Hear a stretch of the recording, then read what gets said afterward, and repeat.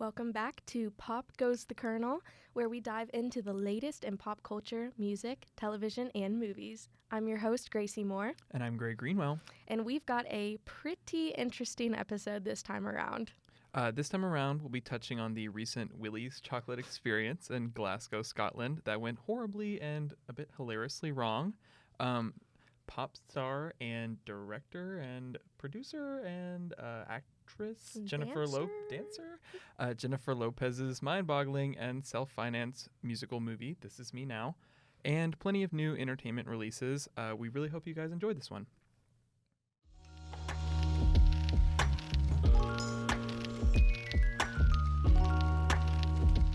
So starting with Willy's chocolate experience in Glasgow, Scotland. Oh, Gray, God. do you want to give them a little rundown of what went wrong? We'll help each other out on this one. So basically, from my understanding, this was and for those listening, if you don't know, this was trending on Twitter for like a week? Yeah.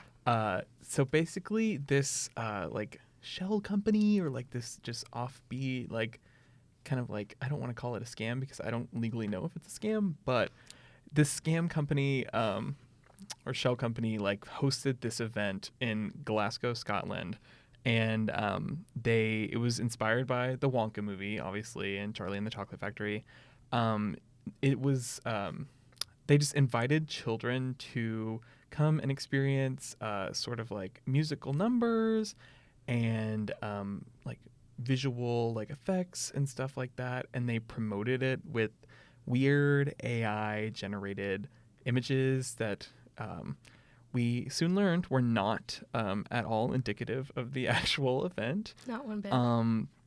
You've done a little bit of research into it, much more than me and much Yeah. more than I care to do. So I'll let you take the reins on it. Yeah, so the company that put it on is called House of Illuminati. So sketch already. They brand themselves as doing all sorts of immersive events, and their website is full of other AI generated images of events that they have not actually put on but say that they have. So already from the beginning, very sketchy. So the marketing of this was just a bunch of AI generated photographs with all sorts of different there was one thing where it was an enchanted garden where it was supposed to have life-size lollipops, and the kids could go through this garden and collect, quote, beans of all different shapes and sizes, which is a little ominous somehow. And then they gave the kids 2 jelly beans each and called it a day. All the words on all of the advertising were misspelled. Right, it was because AI. Because AI. It was just so wacky. They had a bunch of character actors. So Willy Wonka himself was there, kind of. Some Oompa Loompas. And then the unknown. Oh, gosh. Not sure where the unknown is in Charlie and the Chocolate Factory or Willy Wonka, but he is now. He's in Scotland now. So it's bizarre. It's insane. It is bizarre. And this has been dwelling in my mind for several days now. It's like Fire Festival, but for children. Yeah. But also total nightmare. It looked very scary. I guess so essentially these kids were conned into, I don't want to say that, but also it seems like that's the appropriate word. Yeah. Conned into this, going into this thinking that it'd be some visually enticing, musical, colorful spectacle. I'm so sorry to these kids because that's just not what it was. Not at all. They showed up to a warehouse. It was literally in a warehouse. It looked like an airplane hangar, and the sort of visual spectacle that they were promised was just not that. No. There were, certain decorations, few lollipops scattered throughout, some fake grass, some maybe one bridge over chocolate, but It's so funny. it's so weird. But other than that, no, it was very obviously in a warehouse and did not looked like just when I go to sleep, that's what I see. Just a living nightmare. Nightmares. Yeah, I'm so sorry to these kids, but it's also the funniest thing I've ever seen. Oh, yeah. The tweets have sort of been my lifeline for the past week. Yeah. I don't know. Like, I just need to know how this happened and how it was allowed to happen.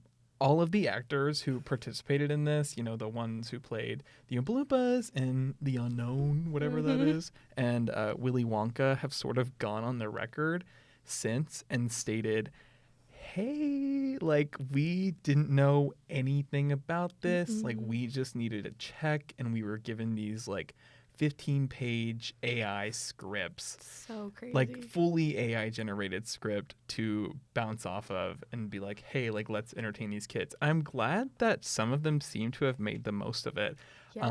There was one woman who played an Oompa Loompa, and she was like, there were pictures of her like entertaining the kids and hugging the kids, even though she was behind this like really sketchy looking chocolate like maker counter, like very like laboratory-esque. I'm not going to say what it looked like because I don't know that I can on this podcast, but it looked very sketchy. So bad. It looked like, it doesn't look like she was making chocolate. It looked like she was making paraphernalia, and the details of which I will not go into. But some of them seem to have made the most of it. And I saw like they were like all like, you know, sort of like kikiing, I guess, behind the scenes and like, hey guys, we're just going to make the most of this. Like, I don't know what's going on, but we're going to get a check. I don't know if they were paid or not. I hope they were paid. I hope they were paid, but based on this event and the event's organizers, I doubt it. Yeah. They didn't give, or at least as far as I know so far, they have not given anybody their money back either. Oh, wow. Which is crazy because these people paid, I think it was 30 euros. 35 euros, 35. I think it came out to be like around 45 US dollars. That's crazy. Which, like, per person, too. And, like, these people, like, brought their whole families and, like, children. And that's not cheap. And for, like, one life-size lollipop and 2 jelly beans and like a quarter cup of lemonade, that's crazy. No, literally, I read an article and it said they were given a handful of jelly beans and a quarter cup of lemonade. That is so wild. Yummy. Yummy. Yeah, everything I know about this, I know against my will. Have I been entertained by it? Yes. Extremely. But the more I learn about it, the more terrified I become. Let it be known, though, that if something like this were to happen in our great city of Lexington, Kentucky, I'm first in line. I'm first in line. We'll be there. We'll be there, and we'll be live streaming the podcast. We need to know what's going on. Yeah, I'm a little haunted by this. If you're listening and you went to the Glasgow Willy's Chocolate Experience, please. We're so sorry that happened to you, but we'd love to get you on the record. Yeah, super crazy. Absolutely wild. Really hope these people got their money back, but thank you so much, House of Illuminati and Willy Wonka's Chocolate Experience, for giving me just the most entertaining week of my life on Twitter. Right. So the Brits happened last Sunday when we were filming, and while I did not watch the Brits, I was on Twitter, or X, watching everything happen. And let me just say that Ray, she is spectacular, and she absolutely ate it up. She won 6 awards, including Artist of the Year, Album of the Year for My 21st Century Blues. She won Song of the Year for Escapism, which is a very popular song that she has done, among a couple other awards. And she also did a performance that was just spectacular. That was mind-blowing. It was mind-blowing. It was a medley of Prada, another song that I can't remember, a new song that has not been released yet, and then she ended it off with Escapism. She had like a choir behind her. It was just so beautiful, and I'm so happy that she's getting a lot more credit for like what she's doing aside from just Escapism, because like that was a great song. It's very trendy. It's definitely a moment. Yeah, definitely a moment. But she has like a whole live album that she performed with the Heritage Orchestra, and that is so amazing to hear her live vocals and the production, and she had a choir there too. And I mean, she is just so much more than a TikTok song, you know? Right. You know? But it was spectacular. Did you watch her performance? I did catch her performance. Like you, I didn't watch the full Brits. I didn't even know where they were streaming, if they were. Me neither. I'm not a Brit. So, yeah. But I did catch Ray's performance on Twitter, X, I guess. And I did catch Dua Lipa's performance, Yes. which was also blowing up on Twitter. X. It'll always be Twitter. It'll always be Twitter. It'll always be Twitter. But yeah, as for Ray, wow. The awards are mind blowing. I'm really happy for her. She's had a lot of issues with her label, which she's no longer signed to a label. I don't think she's signed to a sort of like an outsourcing group, like a management group, because I guess she's in a position now where she just needs like, hey, like we'll distribute your music, like blah, blah, blah. She doesn't necessarily need a label to fund everything. Sure. But she's had a lot of issues in the past where her label has sort of done her very, very dirty. I'm not sure what that label was, but she's been a little outspoken about it in recent years, especially as she's blown up. So I'm really glad to see that she got that recognition that she very much deserved. The performance was amazing. Very, very Amy Winehouse-esque. Yes. I think she draws a lot of inspiration from that as a Brit. And the vocals were incredible. So incredible. The orchestra and the chorus or choir behind her was insane. As for Dua, also amazing. Dua is just going to show up and she's going to give everybody what they need. Exactly. Churning out hits like no other. Compared to, I'm so glad she's gone like the dance pop route and full choreography. Like, you know, vocals are insane. She's giving it everything she's got. Yeah. That performance was incredible. But yeah. Yeah, she's a true performer. Like, I really appreciate that she sings live and dances and performs. Like, she does different choreography and a different production for, like, every performance that she gives. She doesn't reuse things a whole lot other than the songs. And she really tries to do it all and not just stand there. She gives the people what they want, and she does it well. Yep. Boy Genius, also, they won International Artist of the Year. And after that award, Lucy Dacus, they had recently announced their hiatus from the band. But after the award, Lucy Dacus took to Instagram and kind of gave their final kind of Boy Genius speech, per se. So she said, "We'll be seeing you. Long live Boy Genius." So it's kind of evident that they are going to take a break from the band and kind of focus on their own music and their individual stuff. And while I loved their music together, I'm very excited that they'll go back to doing their individual, music, because they are so talented by themselves. Definitely. And I miss hearing their individual stuff. So. I completely agree. I'm a huge fan of all three of them separately. I think Lucy's probably my favorite. I think she's sort of like very close contender for our generation's Carole King. Yeah. Like, she's a very storytelling oriented artist, and I really like hearing her solo music. But I also love Phoebe's music, obviously, and I love Julian's music, obviously. But I've gotten the chance to see Lucy and Phoebe live, and they're just amazing. I love them so much. I really am looking forward to what they're going to put out separately, considering that the Boy Genius, the record, was so strong. Yeah. I'm not sure like what is in store for each of them separately, but I cannot wait to hear it. Me neither. Okay, so I desperately need to talk about this. So really bad. I'm going to lose my mind if I don't.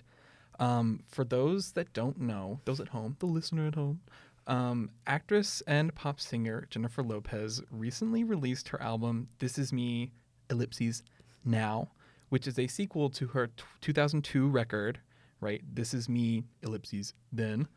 Cool, good, fine. I like the beat. The album is not that great. Let me make that clear.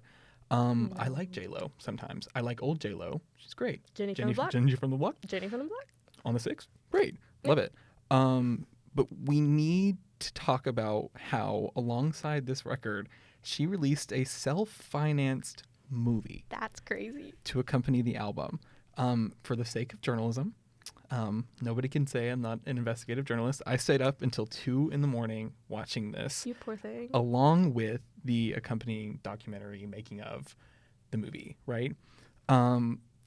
It stars herself, as you can imagine, and it's geared to be this sort of like meta take on heartbreak and loving yourself, but it's the craziest thing I've ever seen. I'll just fill you in a little bit. I think you've watched a little bit of it. Yes. So sadly. basically, it's this like Marvel movie-esque CGI filled like music video, but not a music video. She refuses to call it a music video. It's this like hour and 10-minute long movie musical hybrid. But it's got a giant, like, very random cast of celebrities, including personified zodiac signs. They call it, like, the Zodiacal Council or something in the movie, music video, whatever you want to call it. It's like people like Post Malone, Keke Palmer, Jane Fonda, Kim Petras, which is really random. It's mind-boggling. There's big dance numbers, super insane set pieces. This was all filmed on a green screen stage. No, just a green screen stage.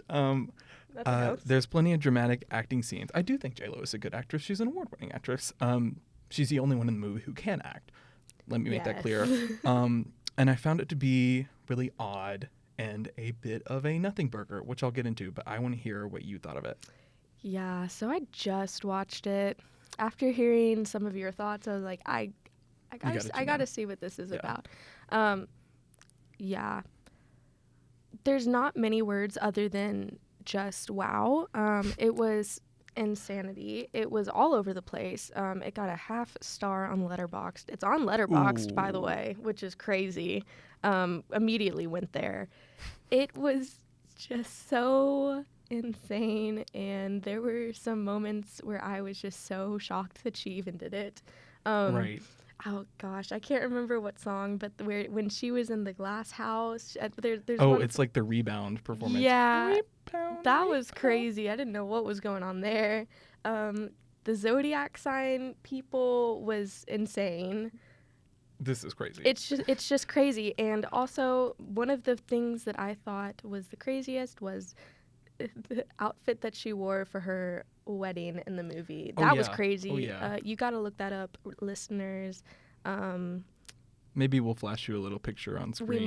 We might. Depending if we get flagged or not. It's pretty bad. It's pretty bad. Pretty bad. I guess it basically loosely chronicles her I say this as someone who has seen how she's described it. I'm not describing her love life myself. Mm-hmm. Tumultuous love life and her sort of perceptions on love and listen. I am all for making art just for art's sake. Sometimes it just comes to you and you want to make it. I don't think you need to have a higher purpose. I don't think you need to, sort of have a message. I think if you're just wanting to make music or you're wanting to make a music video or some sort of visual, go for it. I'm all for that. I love art. But this is just so weird to me. It's a little and forgive me for being kind of blunt, because I do respect her. I do respect the work that she put into it. It's a little self-aggrandizing. I watched the documentary that went alongside the film. I think it's called The Greatest Love Story Never Told. Mm-hmm. And the whole time people are just telling her girl, self-financing this movie about your life for $20 million is kind of crazy. It may not work, but she nevertheless she rises. She persists relentlessly. Yeah. She insists on making this movie. I've never and will never do hard drugs. On this podcast, on the record, I'm saying that right now. This is a PG podcast. We will never ever do that. But if I did, I think watching this movie would be comparable to the effects of those. Yeah. I'm also not sure that it achieves exactly what she wanted it to do. No. I appreciate the more meta approach to love and loving yourself, sort of this self-actualization concept that she was going to. To me, though, it functions more as an autobiography, I guess. And its themes don't really seem all that relatable because of that. She insisted in the documentary, which I watched, it was an hour and a half, alongside the hour-long movie. She insists that it's not an autobiography. Ben Affleck is sitting there next to her, and he's like, so this is your autobiography? And she's like, no. This is a meta take that's loosely inspired by my love life and my experiences. And he was like, but it's about you. Like, yeah, it's about pretty heavily. It's not relatable. I think it relies heavily on her celebrity to tell its stories, and that's fine. But don't lie about it. Like, if you're J-Lo, you can say, like, I made a movie about myself, and people will be like, that's great. Like, cool. You're J-Lo. Like, make a movie about yourself. Yeah. What else do you think? I mean, I don't know how many more thoughts I have other than just that it was just so wild. I will say the acting in it was some of the worst I've ever seen. Right. Also, I think the $20 million went to getting Neil deGrasse Tyson because that's crazy. And Jane Fonda. Are you kidding me? Wild. And then the group of, what was it, like the cynic and the realist? And her all like her friend little group friend in the group. film. That was so annoying. It felt like it pissed me off. It felt like most of their dialogue was probably geared for like a TikTok clip. Yeah. Like, it felt like you could take scenes from the movie very easily and just put it into a TikTok to promote the film. Mm-hmm. And I don't care for that. I don't like the TikTokification, the, like, I don't know, onlineification of, like, if you're just going to make a music video or a musical film, like, just do it. Don't really, like, it's okay. It's okay. You don't have to, make this like an event. You don't have to do anything. If you just want to make your art, make your art. I think the funniest part about all this was watching her in the documentary that went alongside of it, which you didn't watch, but I'll fill you in. There's a lengthy scene in the documentary where she's calling celebrities and their agents for celebrity cameos in the film, which she ended up getting, but they're just not the ones that she wanted. There's a scene where her manager is like retelling this list of celebrities that said no. She's like, Ariana Grande said no, she's in London. And J-Lo's expression is just like so solemn. And then she says, and Taylor Swift said no. And then J-Lo's head just like drops. I need to know why you thought Taylor Swift would say yes to this. Because with all she does right now, and also just who she is. But also the fact that this script is terrible. I need to know why you thought these people were going to say yes. That's all I have to say. I'm happy for you. I'm going to let you rock, J-Lo. But all I have to say is that, do I think this was a good idea? I don't know. It's charting on Amazon Prime. I don't know how hard you have to work to chart on Amazon Prime. Really not too sure. And it's got the internet talking in a good way, maybe not so much. I'm not sure that it will be like the lasting artistic statement compared to like that she thinks it will be compared to artists' similar projects. And all I really have to say is that don't order Lemonade by Beyonce from Shein, because this is what you'll get. That's a great explanation. So finally, we are going to get into new releases. So let's start off with what we missed from last week. My top song has been Von Dutch by Charlie XCX. Yep. It is Cocomelon for me. Yes. When it comes on, I just start like, I'm just like one of the little dancing blueberries. It's okay to admit that you're jealous of me. I mean, it gets me in a like catatonic state of mind. Yes. I start salivating. Yes. It's so fun, and I know it's really probably nothing crazy, but you know what? I love it. I needed a little fun pop song like this to have me like Pavlov's dog. Ding ding, the bell's ringing. Yes, it's what I need. It's what I needed right now, to be so honest. It's amazing. What do you think about it? Well, thank you for your service, Charlie XCX. Yes. Talk about, maybe, dare I say it, an instant classic for her at least. The thing about the song, like you said, is that it's truly mindless Cocomelon's dance pop. I should not like the song. As someone who values art and artistic statements and lyrical depth, I should not like the song. But I also love a pop song. I love a dance pop song. It bangs, and I can't stop it from banging. The video, too, is excellent. Very high budget. I don't know. She said the I love it money, the boom clap money, we're putting it to good use here. The video is excellent. Finn Keen of Easy Fun produced this, and I'm not sure if you've ever heard Easy Fun, but it's very like hyper pop, very high octane hyper pop. I've heard a little bit. And I welcome that generously. Yeah. Charlie sort of reminds me of like Lana Del Rey in the sense that both of them are just putting out music to put out music, and they're mostly unconcerned with what critics and what fans have to say about it. And Charlie has been very, like, I don't know, distant from public opinion with this new era that she's pushing out with Von Dutch, and then the album that's coming out this summer, Brat. She doesn't really care what people are thinking about it. She's obviously, like, happy that people are reacting in a positive way. Pitchfork gave Von Dutch Best New Music or Best New Track. But it's just sort of like, I'm going to rock, and I'm going to make my art, and I'm going to dance, and you're going to listen. And she does not care. And I'm listening. I'm tuned in. Yes. I don't know. I think it pays off for her and for Lana doing the same thing. This is just pure fun. It sounds great. You can dance to it. You can lose your mind to it. I do. I relish in it, and I'm really excited to hear the full album that she's planning to do with this. Brat, coming out this summer. I think it's sort of going to be like a rave-inspired record, but there's also rumored sadder songs on it. Particularly, I think she's writing a song about the death of Sophie and how that affected her. Sure, which I'm looking forward to. I would definitely want to hear what that sounds like. Yeah. But yeah, Von Dutch is excellent. It was so much fun. Another hot song from last week for some people, not so much me, but Miley Cyrus and Pharrell Williams.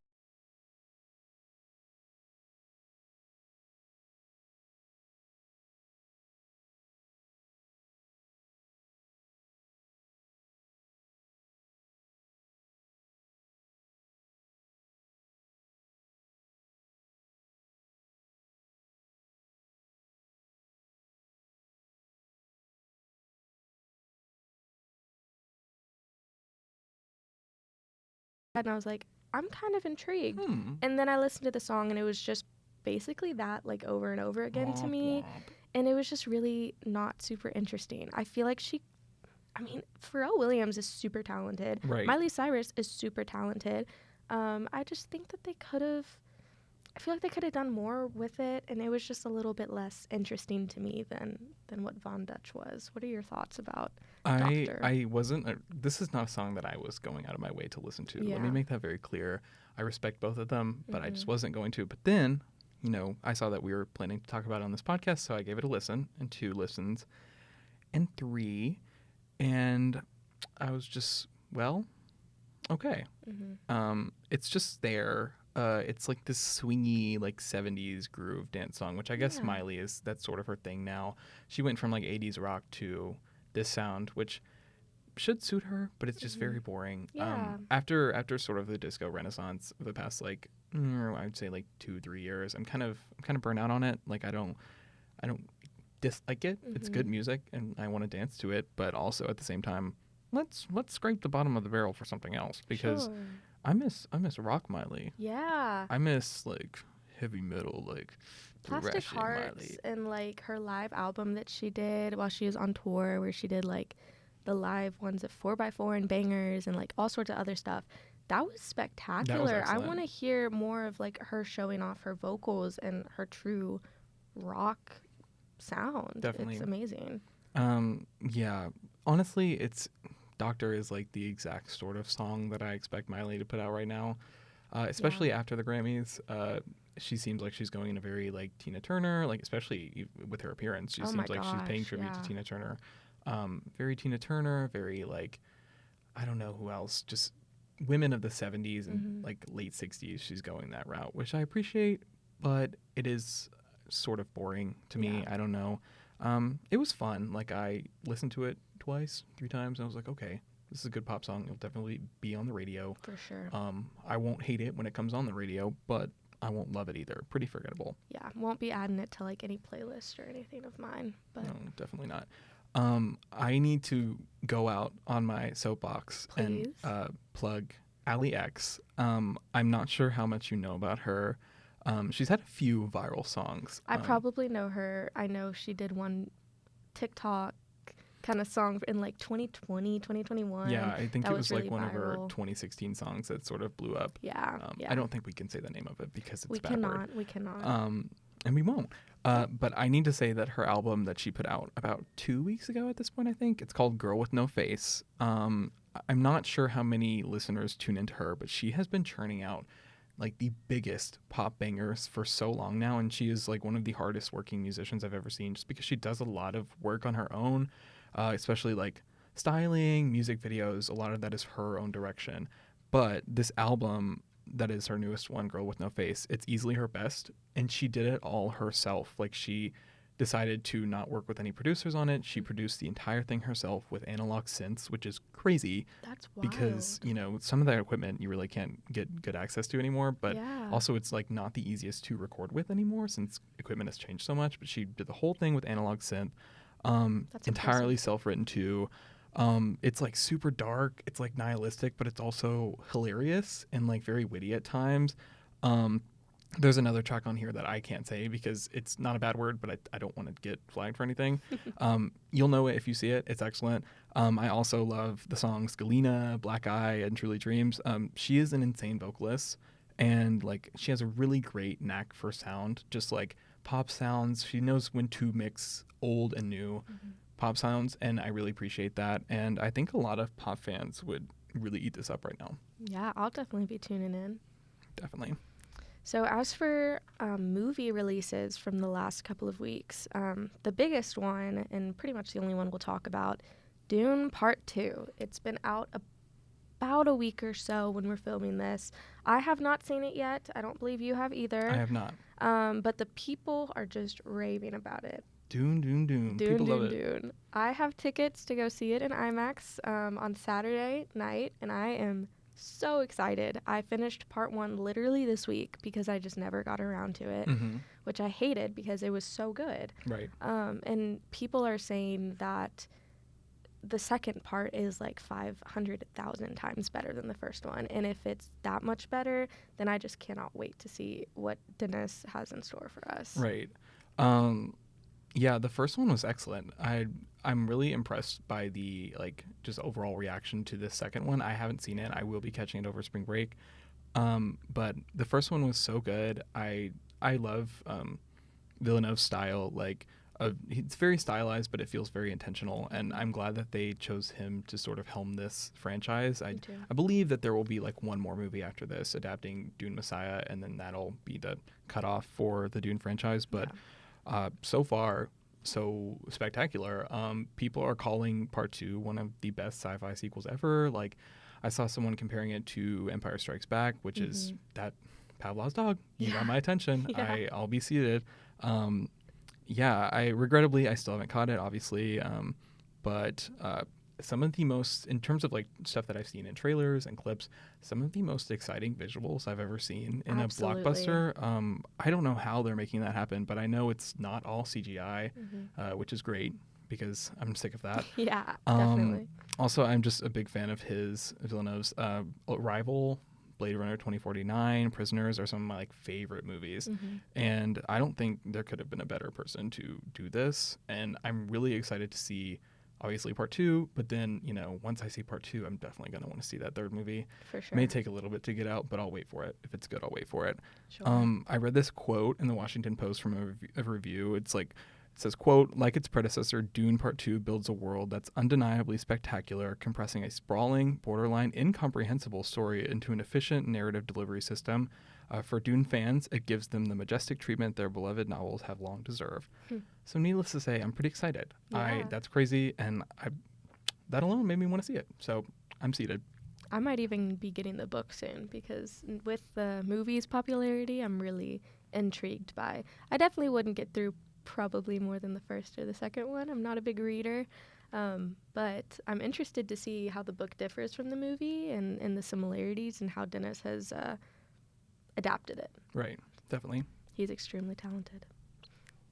What about this week's new releases? This week's new releases. Okay, so I haven't seen much. I'll go ahead. I don't have much to say about this. Wallows. I don't know if you listen to Wallows still. Very, very 2019, 2020, but I still tune in. They just announced their third record, I believe. Okay. It's called Model, I think. And then a few weeks ago, they put out a song called Your Apartment, which I thought was really good. They're working with John Congleton again, which I really, really like because I wasn't too keen on their work with Ariel Rickscheid. It was good. It was very just basic bedroom pop, but I much prefer what they do with John Congleton, especially on their debut. So I'm glad that they're working with him again. They're putting a new song to promote that album out this Friday. Okay. So I'll definitely be tuning in. The album comes out May 24th, I think. So not too long of a wait. Also, Ariana Grande's Eternal Sunshine comes out this Friday. Big moment, I suppose, for a pop girl. I can't say that I'm super excited because I'm not the biggest, what are they called, Arianators in the world? Arianators? Arianator. I'm not the biggest one in the world, I'll tell you that right now. But I will say I'm excited to see what she does with it. Yes and was a little subpar to me. It was fun. I listened to it like once or twice, but after that I was like, okay, I don't need to hear this again to get it. Yeah. Like, it was good. 90s house, I'm assuming the record will also be this sort of like 90s R&B house inspired, which will be fun. I don't mind that.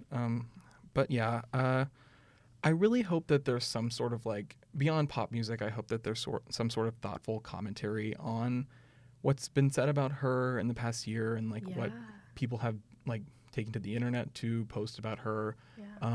Because while I'm not the biggest fan of hers, I do have a lot of respect for her because she's been through a lot for a pop musician. A lot of tragedy there, and I will always respect what she does and respect what she puts out for that reason, even if I'm not the biggest fan. So I wish that people maybe would handle her situations more delicately, but I also want her to say something very thoughtful about that, more than just, sorry to my haters, like, I love my life. So yeah, I'm hoping for something poppy and dancey and fun, but still very thoughtful. We shall see, and we will be talking about it. So we for sure will. And for anyone a little bit unsure of the Ariana Grande's issue recently, she is in a relationship with Ethan Slater, who's a Broadway... SpongeBob? Yes, he's SpongeBob on Broadway. And there was a lot going around social media because Ethan Slater had a wife and a kid. And they got a divorce, and immediately he started dating Ariana. And so there was a lot of talk about her being like a homewrecker and, ruining this guy's marriage and his family. And I will just say I am also not the biggest fan of hers, but I also respect her a lot. She's a very hard worker, and she's been doing it forever. I mean, I'm really excited to see her in Wicked, which comes out this year, because she's going to be...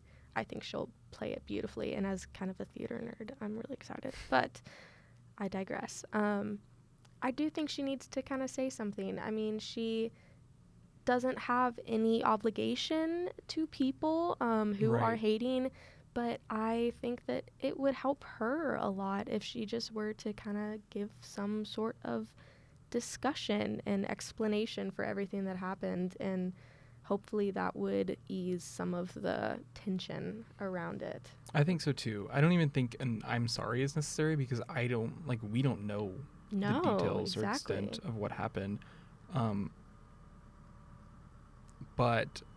Yeah, I mean, I would just appreciate like a little more commentary from her, or just commentary on what people comment on her. That's weird to say, but yeah. I'm definitely going to tune in. I think it'll be fun. I also have to plug Bleacher's self-titled comes out alongside Eternal Sunshine this Friday. I'm not sure who is familiar with Bleachers, but it is producer Jack Antonoff's, who is his band, who's very prolific at this point. I'm sure most people know who he is. Works with Taylor, works with Lorde, everybody. He's won Producer of the Year at the Academy Awards. Several times. Or not the Academy Grammys. Awards. Thank you. The Grammys several times. Yes. Yeah, he's very talented, and they're putting out their 4th and self-titled album this Friday. I'm a pretty big fan of theirs. I've seen them live, and I'm seeing them again this May, the day before my birthday, so super excited. I'll be at the Ryman.